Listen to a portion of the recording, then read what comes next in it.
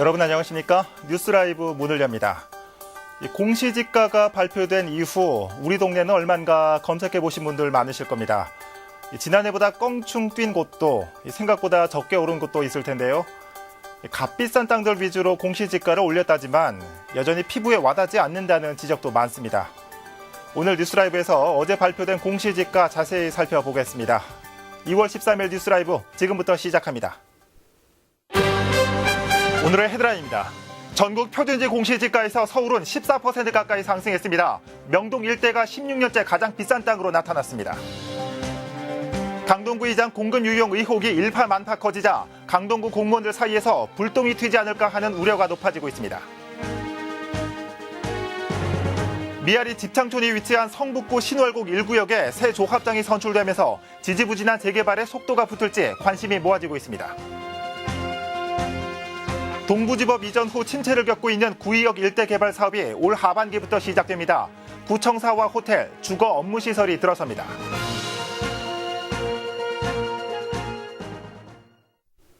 의회 공금을 사적으로 사용했다는 의혹을 받고 있는 강동구 의장과 관련된 보도 계속해서 전해드리고 있는 가운데 강동구청 공무원들 사이에서도 의장에 대한 비판의 목소리가 높아지고 있습니다. 첫 소식 박영찬 기자입니다. 강동구 의회 의장이 공금을 사적으로 유용했다는 의혹이 제기된 가운데 강동구 관가가 술렁이고 있습니다. 의장의 공금 유용 의혹 논란에 강동구청 공무원들이 휘말리고 있다는 우려가 퍼지고 있기 때문입니다. 강동구청 공무원 노조 측은 구의회 이민택 의장이 개인 차량을 수리하고 이 수리 비용을 의회 차량 수리 비용으로 처리한 점을 지적하고 이 과정에서 애꿎은 공무원들만 피해를 보고 있다며 목소리를 높입니다. 의장과 공무원 사이의 상하관계에 따라 부정행위로 의심되는 상황에 공무원들이 불가피하게 개입될 수도 있다는 주장입니다. 의장님이 공금을 통해서 개인 차량에 주유를 한다거나 개인 차량을 고친다거나 이런 부분들이 있었는데 공무원 노동자들이 또 의원님들의 부패행위에 대한 어떤 총알바지로 이용되는 이런 모습들이 있기 때문에 임 의장이 개인 차량을 의회 차량 수리비로 둔갑시켰다는 의혹은 공문서 위조 논란으로 확산되는 모양새입니다. 강동구 의회 신무현 의원은 임 의장 개인 차량을 수리한 견적서에 의회 소속 차량의 차종과 차 번호를 기입해 관용 차량 정비비로 처리한 정황이 포착됐다며 이는 공문서 위조에 해당한다고 주장합니다. 자기 개인 차량을 수리를 하고는 그 의회 차량으로 그 견적서화 했기 때문에 공문서가 위조돼서 일단 그 비용이 우리 공금으로 처리가 된 상황이에요. 한편 이민택 의장은 취재진과의 통화에서 개인 차량을 수리하는 과정에서 비서에게 자기 명의의 카드를 건네줬다며 자신의 차량 수리 비용이 의회 차량 수리비로 바뀐 것은 비서의 업무상 착오였다는 입장입니다. 딜라이브 서울경기 케이블TV 박영찬입니다. 미아리 집창촌이 위치한 성북구 신월곡 1구역 사업은 그동안 난항을 겪어왔습니다. 그런데 얼마 전 새로운 조합장이 선출되면서 재개발이 가시화될 것으로 보입니다. 이혜진 기자가 보도합니다. 그동안 조합원들의 갈등으로 사업이 지지부진했던 신월곡 1구역. 지난달 29일 새로운 조합장이 선출되면서 조합원들의 기대감이 커지고 있습니다. 신월곡 1구역의 경우 역세권으로 사업성이 좋기 때문입니다. 또 서울시가 최초로 신월곡 1구역과 성북 2구역의 결합개발을 추진하면서 눈길을 끌고 있는 상황. 결합개발은 사업성이 낮은 성북 2구역의 용적률을 사업성이 좋은 신월곡 1구역에 몰아준 뒤 그 수익을 나눠주는 방식입니다. 이번에 선출된 김창현 조합장은 결합개발을 긍정적으로 평가하고 있습니다. 재개발 지역마다 상가 분양이 쉽지 않은데 결합개발을 적용하면 상가 비율을 줄일 수 있기 때문. 주거시설 비율이 70%에서 90%로 확대돼 그만큼 수익성이 늘어나고 반대로 상가수는 줄어 미분양으로 인한 리스크를 줄일 수 있다는 겁니다. 상가가 분양이 그만큼 안 된다는 것은 그만큼 조합원들한테 리스크를 남겨주는 것이었기 때문에 그래서 이제 그 결합개발을 이제 인용하는 과정에 여러 가지 절차적인 거라든가 여러 부분이 있었기 때문에 좀 늦어진 부분은 있지만 그래도 조합원들한테는 긍정적인 어떤 효과가 있는 제도이다. 또 신월곡 1구역 사업의 경우 주목받는 이유가 한 가지 더 있습니다. 바로 해당 부지에 미아리 집창촌이 위치했기 때문. 수년째 집창촌을 철거해달라는 주민들의 민원이 이어져 온 만큼 조속한 사업 추진에 관심이 모아지고 있습니다. 이승로 성북구청장 역시 임기 내에 집창촌을 없애겠다며 행정적 지원을 약속한 상황. 김창현 조합장은 올해 7월 안으로 사업 시행 인가를 받아 빠르면 2021년 착공에 들어가겠다는 목표를 내비쳤습니다. 큰 하도로 잡고 있는 거는 이제 사업 시행가 가장 이제 중요하고, 더군다나 이제 그 건축 심의 받은 것이 7월 달에 이제 만료가 되기 때문에 그것을 우리가 올리지 않으면 또 조합원들한테 큰 피해를 또 줄 수가 있기 때문에 거기에 우리가 이제 중점을 둬야 할 거고. 한편 신월곡 1구역의 결합 개발이 추진되면 아파트 2,200여 가구와 함께 오피스텔과 호텔이 들어설 예정입니다.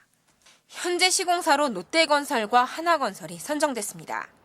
딜라이브 서울 경기 케이블 TV 이혜지입니다. 광진구 구의역 일대를 첨단 업무복합단지로 개발하는 사업이 예정보다 1년 앞당겨진 올 하반기부터 시작될 예정입니다. 이곳에는 광진구 신청사와 호텔, 그리고 아파트와 대규모 업무시설이 조성될 전망입니다. 보도에 조성협 기자입니다. 법무사와 대소소, 식당과 커피집이 줄을 이루는 옛 동부지법 앞 상가. 동부지법이 송파구 문정동으로 떠난 후 극심한 침체를 면치 못하고 있습니다. 더구나 옛 동부지법 용지에 들어설 광진구 신청사와 대규모 업무시설 공사가 2020년 시작해 2024년 말에야 끝날 것이란 계획이 알려지자 상인들은 수년간 더 상권 침체를 견뎌야 한다며 불만이 큰 상황. 말도 못하지 뭐. 우리가 한 30만 원, 30만 원 팔던 게요. 10만 원 넘어가 본 적 없어요. 가고 난 이후로. 그런데 최근 광진구가 애초 예정보다 1년 앞당긴 올해 하반기 업무단지 착공을 공식화했습니다. 더불어 완공 시기 역시 2023년으로 내다봤습니다. 용지 소유주인 KT와의 수차례 실무 협상을 통해 조기 착공을 가능케 한 것입니다. 저번 달 30일이죠. 그때 벌써 사업 시행이 접수가 되었고요. 이제 앞으로 주민 공람과 그 관계부서 협의 그런 걸 통해서 이제 3월 말쯤까지 사업 시행 인가를 함으로써 굉장히 추진을 빨리 할 예정입니다. 착공도 앞당길 예정입니다. 이에 따라 다음 달 영향평가 절차를 마무리해 사업 시행 인가를 하고 6월엔 동부지법 건물 등 기존 건축물을 철거할 계획입니다. 이후 올 하반기부터 옛 동부지법과 KT 용지를 포함한 7만 8천여 제곱미터 면적의 18층 규모의 광진구 통합청사, 30층 이상 규모의 업무 공간과 호텔, 1,360여 세대의 아파트 등을 짓습니다. 일자리 창출 또 그리고 주변에 그 문화시설들도 들어오거든요. 그 문화시설에 대한 그 여러 가지 선택할 수 있는 문화권 그런 것들이 확보될 거라고 생각합니다. 광진구는 사업 착공 후 공사 인력들이 대거 인근 식당 등을 이용하게 돼 상권 침체도 개선될 것으로 전망했습니다. 딜라이브 서울 경기 케이블 TV 조성엽입니다. 어제 오전 10시 50분경 송파구 방이동의 7층 규모 상가에서 불이 나 45분 만에 꺼졌습니다. 이 불로 건물에 있던 8명이 연기를 흡입해 병원으로 옮겨졌습니다. 화재 당시 건물에 고시원이 있었지만 큰 피해는 발생하지 않았습니다. 소방당국은 건물 1층에 있던 경비실에서 불이 시작된 것으로 보고 정확한 화재 원인을 조사하고 있습니다. 서울 중구 명동의 네이처 리퍼블릭 부지가 전국에서 가장 비싼 땅으로 조사됐습니다. 16년 연속으로 특히 지난해에 비해 2배가 껑충 올랐습니다. 김동훈 기자입니다. 명동역 인근 화장품 판매점. 국토부 2019년 1월 1일 기준 전국에서 가장 비싼 부지입니다. 제곱미터당 1억 8,300만 원. 지난해 제곱미터당 9,130만 원 대비 100.4% 뛰었습니다. 지난 2004년 이후 16년째 최고지가를 유지하고 있습니다. 인근 우리은행 부지는 제곱미터당 1억 7,750만 원으로 전국에서 두 번째로 비쌉니다. 이곳은 공시지가가 도입된 1989년부터 2003년까지 최고가를 유지한 곳. 이어서 명동 유니클로 의류 판매점은 1억 7,450만 원으로 3위, 화장품 판매점 토니모리 부지가 1억 7,100만 원으로 전국에서 네 번째로 비쌉니다. 쇼핑 중심지 서울 중구 명동 일대가 올해 표준지 공시지가 상위 10위권을 싹쓸이한 겁니다. 한편 국토부가 발표한 2019 표준지 공시지가는 전국 평균 9.42% 상승해 지난해 대비 3.4%포인트 높습니다. 서울은 13.87% 올랐는데 강남구와 명동이 포함된 중구가 20%를 넘어서 서울 상승세를 이끌었습니다. 딜라이브 서울 경기 케이블 TV 김동훈입니다.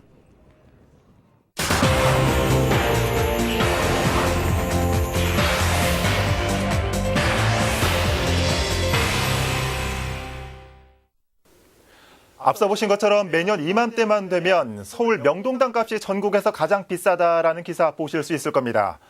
바로 이 국토부가 2월 중순이면 전국 공시지가를 발표하기 때문입니다. 공시지가 쉽게 설명하면 정부가 이 땅은 얼마다라고 기준을 잡고 정하는 금액입니다. 이게 왜 중요할까? 바로 이를 기준으로 세금을 매기기 때문입니다. 국토교통부가 어제 발표한 표준지 공시지가입니다.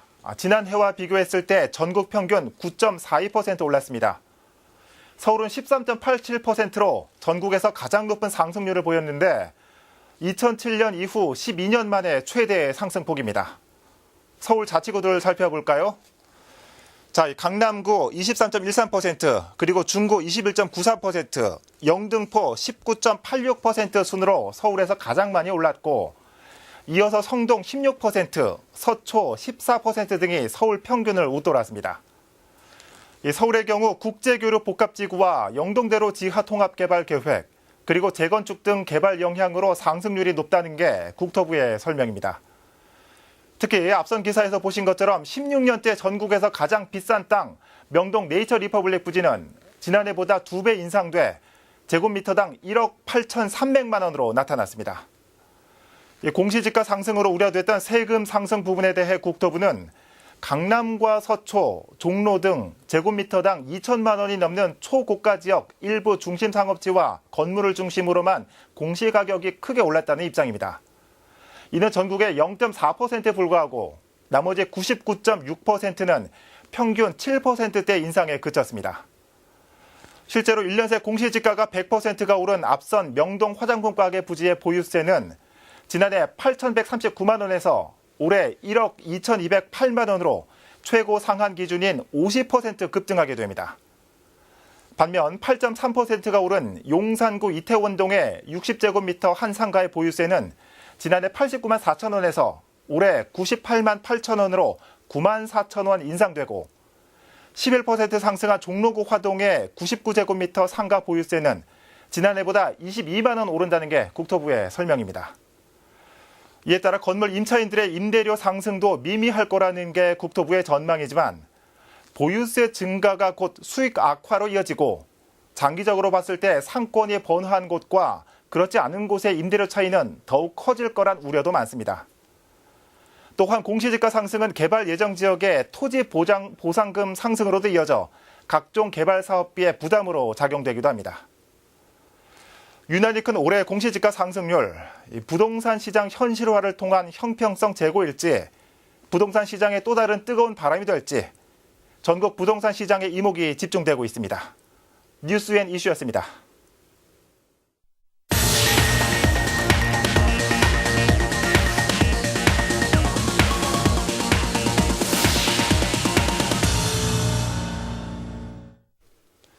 (4차) 산업 분야에 뛰어든 청년 창업가들을 위해 최근 송파구에 창업 보육기관이 문을 열었습니다. 저렴한 임대료로 센터에 입주해 전문가 멘토링까지 받을 수 있어서 창업 길잡이가 되고 있습니다. 보도에 태윤형 기자입니다. 연이은 미세먼지로 마음 놓고 숨쉬기도 힘든 요즘. 지난해 이 30대 청년 창업가는 증강현실 기술을 활용해 미세먼지의 위험성을 알리는 애플리케이션을 개발했습니다. 국내 판로 개척에 이어 최근에는 해외 진출이라는 큰 목표도 생겼습니다. 송파 ICT 청년 창업지원센터에 입주해 각종 경영 멘토링을 받은 덕분입니다. 근데 저희는 이제 수출 경험은 없었거든요. 근데 많은 네트워킹을 통해서 어떻게 진입해야 되는지, 시작은 어떻게 해야 되고 4차 산업 분야에 뛰어든 청년 창업가들을 위한 ICT 청년 창업지원센터. 지난해 12월 문을 연 뒤 아이디어와 열정으로 뭉친 스타트업 17개사가 꿈을 키워가고 있습니다. 100인으로 구성된 경영 전문가들은 이들을 위해 4차 산업에 특화된 기업 진단 등 맞춤형 컨설팅에 나섭니다. 어떻게 비즈니스 모델을 어떻게 만들어갈 건지, 그다음에 어떻게 확장할 건지, 그다음에 투자 유치는 어떻게 받으면 좋은지 등등 다양하게 기업들을 위해서 멘토링을 진행하고 있습니다. 5만 원 정도의 저렴한 임대료로 각종 사무 공간을 이용할 수 있는 건 이 센터만의 또 다른 특징입니다. 송파구는 한국방송통신전파진흥원과 MOU를 체결해 사무 공간을 제공하고 있습니다.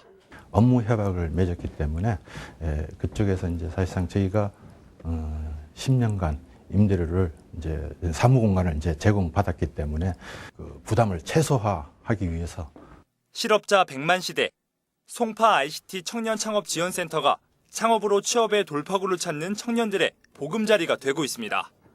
딜라이브 서울 경기 케이블 TV 태인영입니다. 금천구 시흥 이동 주민들이 유성훈 구청장을 만났습니다. 구청장과의 소통 자리에서 어떤 것들을 주문했을까요? 굵직한 지역 현안 문제도 있었지만 주민들은 내가 사는 동네의 불편을 해소하는 데 관심이 높았습니다. 엄정규 기자입니다. 금천구 현안 사안에 대한 설명이 끝나고 이어진 주민과의 대화. 이 자리에 참석한 시흥이동 주민들은 기다렸다는 듯 질문을 쏟아냅니다. 최대 현안인 종합병원 유치 문제. 금천구에 종합병원을 진짜 지을 수 있습니까 없습니까? 나는 그게 제일 궁금해요. 몇 년 동안 그게 화제예요. 사업계획서를 변경해서 그동안 했던 거를 변경을 해서 분양일대 996세대와 종합병원 50%를 맞춘 거를 이제 서울시에 일단 심의 제출을 했어요. 근데 제출된 내용이 서울시 조례하고 지금 조금 안 맞는 부분이 있습니다. 그래서 이후에도 지역 현안에 대한 질문이 종종 이어졌지만 주민들의 주된 관심은 생활 불편 해소였습니다. 양쪽으로 주차를 해서 금요일부터서 일요일까지는 차가 제대로 다닐 수가 없어요. 배차 강조 시간이 너무 길어서 지난해 연말 주민 서명 한 500여 명 설명 받아서 굉장히 불법 광고물이 많이 있기 때문에 상당히 지저분합니다 이것이. 그래서 차라리 구에서 좀이 합법적인 광고대. 주민들의 건의에 대해선 구청 담당자들이 즉각 답변을 내놓았습니다. 3월 개학 이전에 이걸 정차할 수 있도록 이렇게 범위도시에 적극적으로 등록을 하고 야간 시간대 하고 그리고 공휴일 같은 경우에는 인력 단속을 병행하고 필요하다 해서 저희가 기존에 신청을 이미 했었습니다. 그래서 저희 과에서는 거기다가 하는 걸로. 지역 현안 사업에 대한 궁금증을 해소하고 또 생활 불편 개선을 건의할 수 있는 구청장과의 만남의 자리는 오는 28일까지 금천구의 각 동을 순회하며 열릴 예정입니다. 딜라이브 서울 경기 케이블 TV 엄종규입니다. 앞서 보신 것처럼 지역 주민들이 관에 바라는 민원은 생활과 밀접한 부분이 대부분일 겁니다. 중랑구의 한 동주민센터는 관공서 방문이 쉽지 않은 경로당을 찾고 있습니다. 일명 마실 상담팀을 통해 상담 서비스를 펼치고 있는 겁니다. 계속해서 김동훈 기자입니다. 중랑구 면목사동 마실상담팀이 지역 내 경로당을 찾았습니다. 복지와 건강, 각종 생활 민원까지 어르신과의 상담이 첫 번째 임무입니다. 주거급여라도 신청해보게 드렸으니까 그거 가지고 한번 내려오셔야 돼요. 이럴 정도 해주세요. 마실상담팀은 동장과 복지 플래너, 간호사와 우리 동네 주무관 등으로 구성된 만큼 모든 분야의 통합 상담이 가능하다는 것이 장점입니다. 실제로 상담을 통해 어르신들이 놓치고 있던 복지 서비스를 알려드리는 경우도 상당수. 혈당과 혈압 측정, 건강 관련 상담도 빠지지 않습니다. 키도미에 갖고 그 동사무소 직원들 왔는 그 보청기 때문에 이야기 많이 했고 이제 뭐 이렇게 하는 게 있대야 20만 원짜리가 있대야 알아보고 연락해 준다 그래서 그것도 고맙고 당뇨하고 뭐 혈압하고 재서 고맙죠. 마실상담팀은 복지 서비스와 건강에 관심이 많지만 관공서 방문을 어려워하는 어르신들을 먼저 찾아가자는 취지로 마련됐습니다. 가장 관심이 많던 건강 부분, 또 복지 부분에 또 궁금했던 부분들, 그리고 또 와서 이렇게 보면 또 어려운 부분을 또 있다는 부분들을 이렇게 또 이렇게 발굴하는 부분, 이제 알려주시면 저희가 찾아만 주시면, 알려만 주시면 저희가 직접 가서 이렇게 방문을 하면 되니까요. 많은 분들이 큰 호응을 얻어서 좀 나름 또 이렇게 보람도 있고 기대가 됐습니다. 찾아가는 복지 행정이 더욱 강조되는 요즘, 어르신 배려에서 시작한 마실상담팀의 발걸음엔 온정도 묻어나고 있습니다. 딜라이브 서울 경기 케이블 TV 김동훈입니다. 오늘 15일부터는 미세먼지 비상저감 조치가 발령되면 배출가스 5등급인 수도권 차량은 다음 날 오전 6시부터 오후 9시까지 운행이 금지됩니다. 서울시가 미세먼지 저감을 위한 특별법을 도입하면서 노후 차량의 운행을 제한하거나 어린이집이나 학교의 수업시간 단축과 휴업을 권고할 수 있게 됐습니다. 만약 미세먼지 비상저감 조치 발령 시 노후 차량을 운행하다 적발되면 10만 원의 과태료를 내야 합니다. 그동안은 2.5톤 이상의 노후 경유 차량만이 운행 금지 대상이었지만 배출가스 5등급 차량으로 확대되면서 약 40만 대 정도가 운행 제한을 받을 것으로 예상됩니다. 종로구의회가 어제 올해 첫 임시회를 열었습니다. 오는 20일까지 열리는 임시회에서는 상임위원회별로 구청 업무계획 보고와 안건을 처리합니다. 건설복지위원회는 학교 밖 청소년지원센터 민간위탁동의안과 도시공간예술조례 일부 개정 조례안을 처리합니다. 운영위원회에서는 종로구의회 청소년의회 체험활동 운영에 관한 조례안을 심의합니다. 유양순 의장은 개회사에서 최근 서울시의 광화문 광장 재구조화에 대해 주민과 소통이 없었다며 유감을 표명했습니다. 금천구가 일자리 위원회를 출범해 운영한다고 밝혔습니다.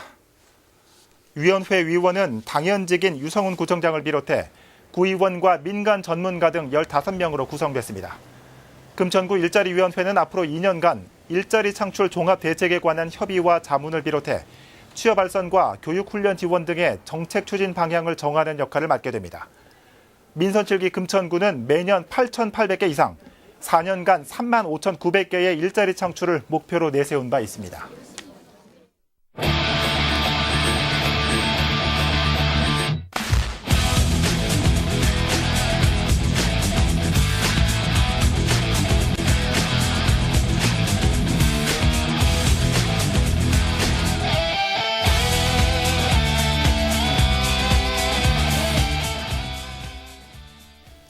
에듀파인 도입과 온라인 원화 모집 시스템 도입 등을 반대하며 어제 밤늦게까지 서울 사립유치원 원장과 교사들이 서울시 교육청을 점거한 바 있습니다. 오늘 협의를 한다지만 쉽사리 해결될 기미는 보이지 않고 있습니다. 양쪽 다 강경한 입장에서 중간에 있는 애꿎은 아이들만 볼모가 되는 일은 없어야 할 겁니다. 뉴스라이브 마칩니다. 시청해주셔서 고맙습니다.